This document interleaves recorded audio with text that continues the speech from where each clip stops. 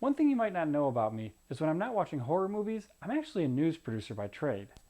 And this time of year, it's always really rough for me because we're so close to the election and everyone is at each other's throats. It's no fun. After seeing it all through Facebook and through work, you need to wind down.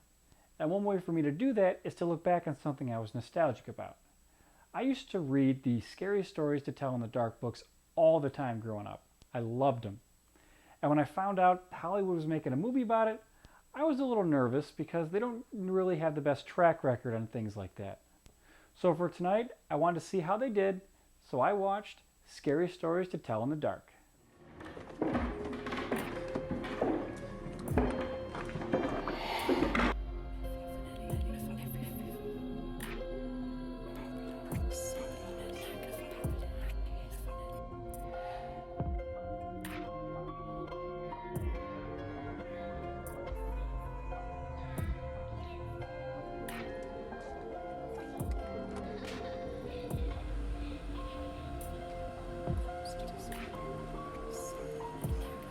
The book series, created by Alvin Schwartz, wasn't so much scary.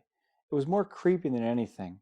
But the illustrations, whew, my goodness, Stephen Gammell's work is phenomenal. The pictures were so much scarier than what I was reading. I mean, take a look at these things. This is nightmare fuel. And you have to keep in mind, these were kids' books. By the time I read these books, I was well versed in Jason, Chucky, Michael, and Freddy, but visually, this was scarier than what I was seeing on TV. I was mainly worried about how it was going to look, because the look was always the most important and memorable part of the series.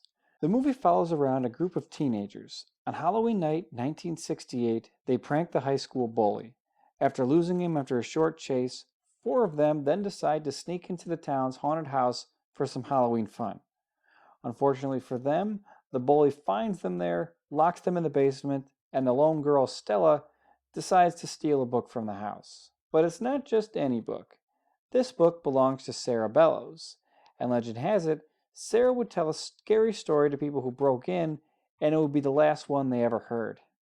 Unsurprisingly, Sarah doesn't appreciate the theft, so in the book, new stories start showing up, and they start playing out in real life for the characters. Now, shortly after that, people that are written about start to go missing, and the remaining protagonists start investigating.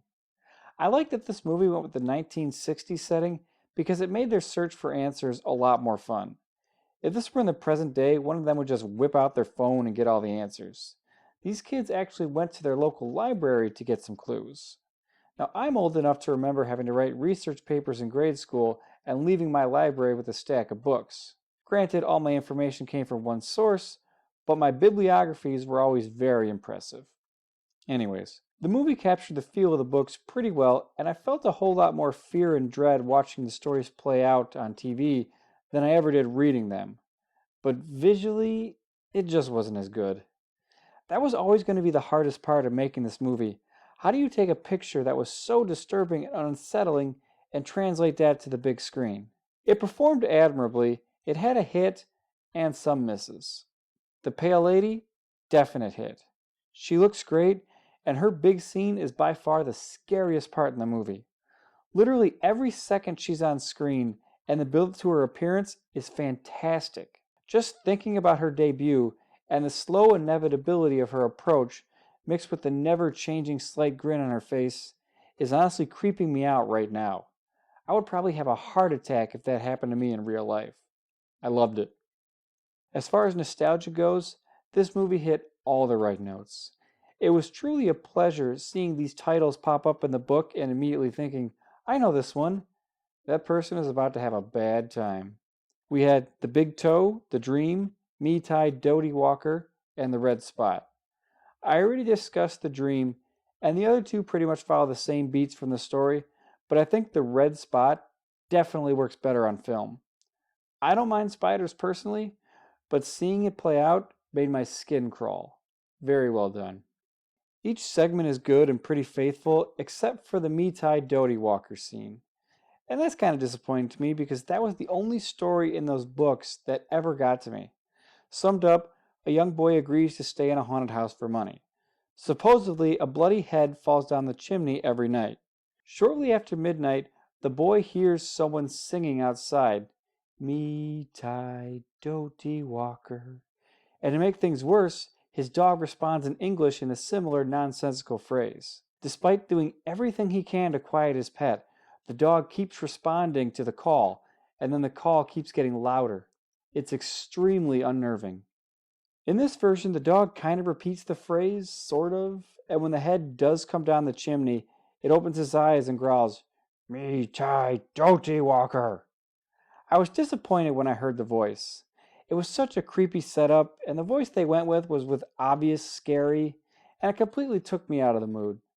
It's hard to explain, and maybe I'm in the minority here, but the way it growled the phrase instead of the haunting way from the books was disappointing. Still, the monster gets redeemed because it uses the jangly man from What Do You Come For, and he's very memorable in his own right because he's pretty unique and grotesque. The monster is played by a contortionist making some really scary and cool movements as he chases around his target. Watching this movie just brought back so many fond memories that I spent a lot of it smiling. The story holding the whole thing together isn't the greatest, and the prank to set everything in motion at the beginning was not well thought out, and it relied on a lot of luck. Literally, if the bully happens to drive down a different street, or he isn't with a group of friends, this movie doesn't happen. But still, it's a fun film with genuine frights. With that said, I'm really looking forward to the sequel. 8 Dr. Chainsaws.